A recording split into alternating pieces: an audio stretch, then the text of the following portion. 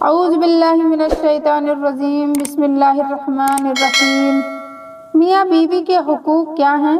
حضرت احوص رضی اللہ تعالی عنہ سے روایت ہے کہ انہوں نے نبی کریم صلی اللہ علیہ وآلہ وسلم کو ارشاد فرماتے ہوئے سنا، ناظرین غور سے سنو کہ عورتوں کے ساتھ اچھا سلوک کیا کرو، اس لیے کہ وہ تمہارے پاس قیدی ہیں، تم ان سے اپنی عصمت اور تمہارے مال کی عظمت وغیرہ کے علاوہ اور کچھ اختیار نہیں رکھتے۔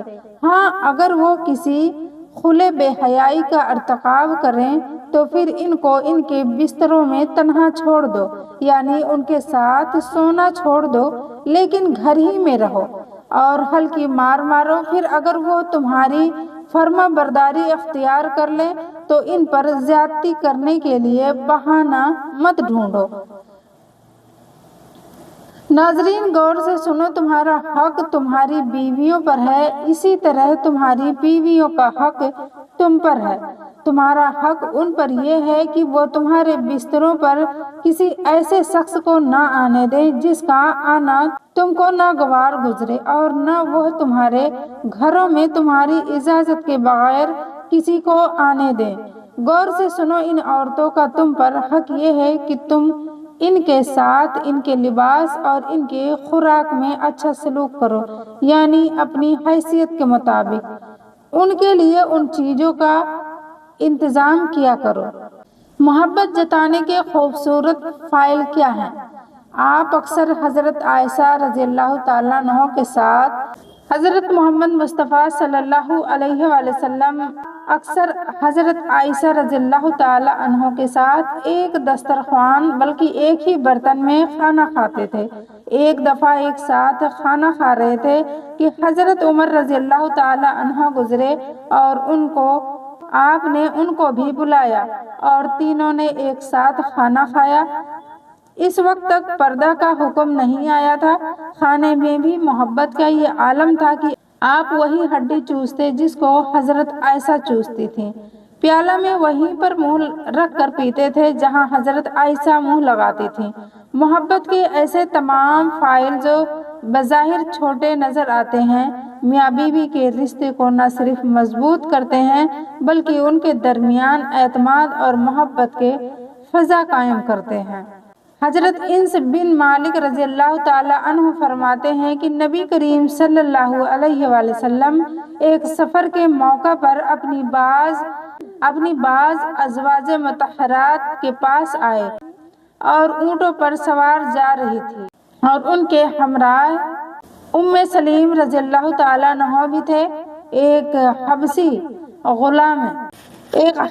غلام تیزی کے ساتھ اونٹوں کو ہکائے جا رہا تھا۔ حضرت محمد مصطفیٰ صلی اللہ علیہ وآلہ وسلم نے غلام کو مخاطب کر کے ارشاد فرمایا، تیرا ناس ہو اے بخشے، سیسوں سے لدے اونٹوں کو آہستگی سے لے کر چلو۔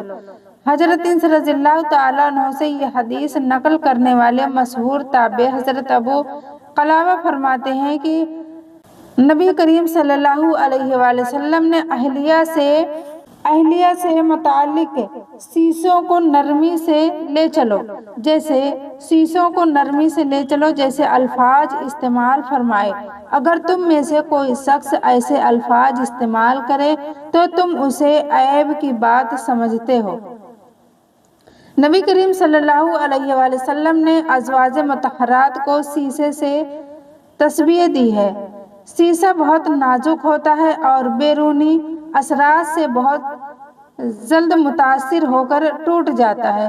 اسی طرح گھر والی بھی کمزور ساخت، نازک فطرت اور حساس دل کی مالک ہوتی ہے، اور اسے بھی شیشے کی طرح تنقید کی گئی ہے اور دیکھ بھال سے رکھنے کی ضرورت ہوتی ہے۔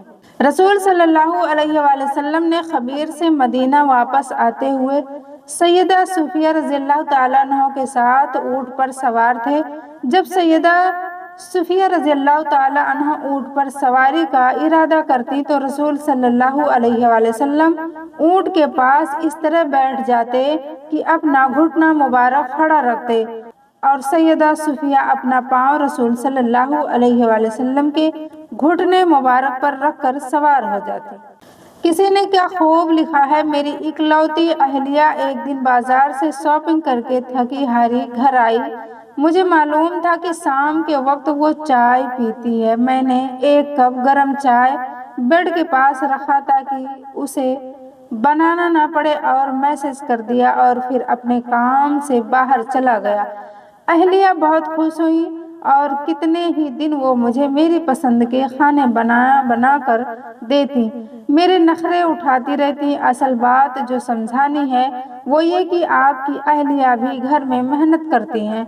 उनकी तारीफ का क्या करें, हफ्ते में एक दिन उसे खुद नाश्ता बना कर दें जिस तरह वो आपको बना कर देती हैं।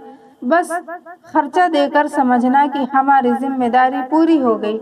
ये बात गलत है। याद रखें, मोहब्बत बांटने से रिश्ते मजबूत होते हैं, पैसे देने से नहीं। और जो लोग कुंवारे हैं वो अपनी बहनों और माँ का हाथ बटाया करें ताकि शादी से पहले ही प्रैक्टिस हो जाया करे और जैसे ही अपने माँ और बहन का ख्याल रखें, शादी के बाद ऐसे ही बीवी का पूरा ध्यान रखें।